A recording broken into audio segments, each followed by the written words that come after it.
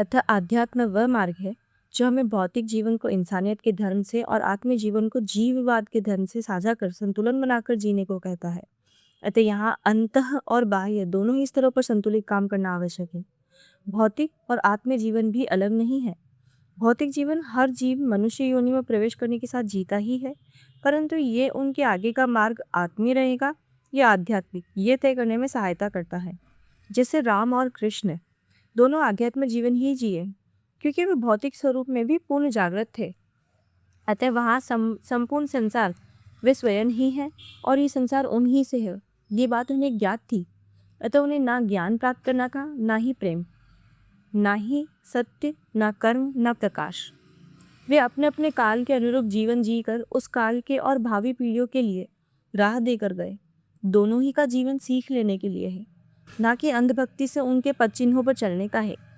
जीवन में कैसी परिस्थिति है उसके अनुरूप अपना आचरण और विचार राम या कृष्ण के बताए मार्ग पर चलकर किया जा सकता है। यदि किसी भी परिस्थिति में हमें अपने सवालों के जवाब ना मिले तो कर्म और प्रेम योग के दर्शन हमें कृष्ण गीता और लीला से प्राप्त है। राम ने सिद्धांत दिए और उनसे उत्पन्न विपरीत परिस्थितियों का सामना करना सिखाया, पर सीता ने हमें धैर्य सिखाया। राम का सिद्धांत सीता के धैर्य का परिणाम हो। यही धैर्य मनुष्य जीवन के मार्ग की छड़ी बनता है। परंतु यदि राधा को देखें तो वहाँ पूर्ण समर्पण है, वहाँ एकत्व है। राधा स्वयं कृष्ण बन गई है, इतना समर्पण है। अतः ये सभी हमें आध्यात्म जीवन के अपने अपने मार्ग का दर्शन दे रहे हैं। परंतु बुद्ध, महावीर, हजरत मोहम्मद, नानक देव, मीरा, यीशु सभी अलग है। वे आत्मीय मार्ग पर चले। उन्होंने अपना गृहस्थ जीवन अपनी ही आत्मा में जिया और गुरु ही बन गए। अतः यहाँ वे भौतिक जीवन अर्थात बाह्य जीवन को उतना ही जी रहे हैं जितनी उस जीवन को जीने के लिए आवश्यक है, और फिर उस आवश्यकता को भी संयमित कर रहे हैं। अतः भौतिक जीवन के भोग कर्म को अपनी आत्मीय ऊर्जा के कर्म में रूपांतरित कर रहे हैं। इसे ही वास्तव में तप कहते हैं, अर्थात एल्केमी। यहाँ सब जो भौतिक है वो उस ऊर्जा रूप में बदल रहा है। हर कर्म, हर विचार, हर भाव अस्तित्व से ऊर्जा रूप में जा रहा है, जो हवा चिकना रूप भी नहीं रखती है से नहीं, अर्थात इतना संतुलन, इतना संयम कि काल की लय और उनके जीवन की लय एक है। जैसे गति रुक गई, परंतु यहाँ कुछ ठहरा हुआ नहीं है। केवल अब वह गति उस ऊर्जा स्तर पर है जो किसी के भी देख पाने के परे है, और देखना है तो उसी लय में हम आना होगा।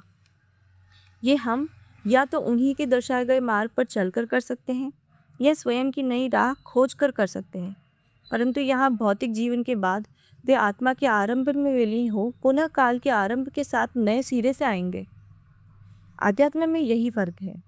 आध्यात्म में भौतिक जीवन ही में वह उस आरंभिक ऊर्जा स्तर पर पहुंच जाते हैं और वे सदैव उस ही वजूद में बार बार आते रहते हैं। वे काल के अंत और आरंभ से परे आज़ाद है, जहाँ वे कर्म, भोग या किसी चक्र में नहीं आते। वे समय समय पर अपने रूप में प्रकट होते रहते हैं।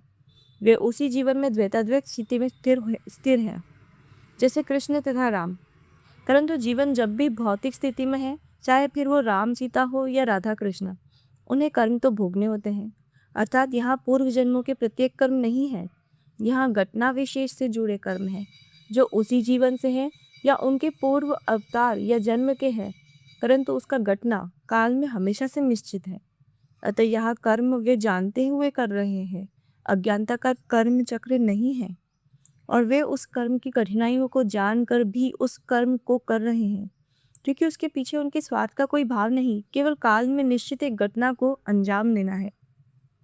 इसलिए आध्यात्म में कर्म चक्र से पूर्णतः आज़ादी भौतिक रूप में होते हुए भी प्राप्त हो जाती है, और वे कर्म आगे के जीवन में नहीं आते, केवल निश्चित कर्म ही आते हैं।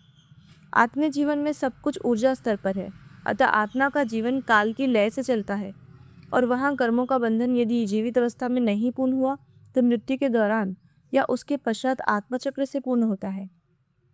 बुद्ध हालांकि इन सब में सबसे अलग रहे। वे स्वयं आत्मीय मार्ग में थे, परंतु संसार को आध्यात्म का मार्ग दिखा कर गए।